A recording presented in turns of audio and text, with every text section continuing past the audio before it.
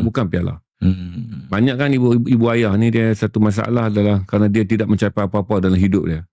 Dia mengharapkan anak dia menjadi piala, trofi untuk dia, anak dia. Sebab tu kita tengok kan, banyak mak ayah ni bila anak dia dapat result bagus, dia akan share seolah-olah kredit tu akan dapat pada dia. Akulah ibu yang baik kerana anak aku A kan. Jadi saya beritahu lah kepada mak ayah, sama ada anak kita slow ataupun anak kita pandai, prestasi secara umum, kes spesifik lain lah, genius case ni lain, secara umumnya tu dia tidak menggambarkan pertumbuhan dia dalam dunia pekerjaan.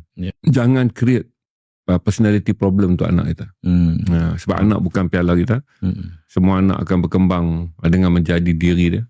Dan apa yang penting saya bagi tahu dekat ibu bapa, terlampau banyak celebration. Kerana celebration ni bukan keperluan anak sebenarnya, dia keperluan bapa dia. Keperluan mak ayah. Kita buat birthday besar-besar, kita tunjuk dalam gambar kerana kita nak proud kata I'm somebody. Anak kita tak rasa pun. Jadi exam macam tu je.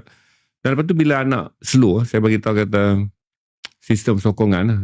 Selalunya mak ayah ni jadi masalah kerana anak dia slow. Kerana dia kata itu bukan medal yang dia nak. Jadi tekanan mendidik tu tak ada lah. Dia jadi, kau jadi masalah. Sebab aku tak boleh pialakan kau. Orang lain boleh, orang lain boleh, orang lain boleh.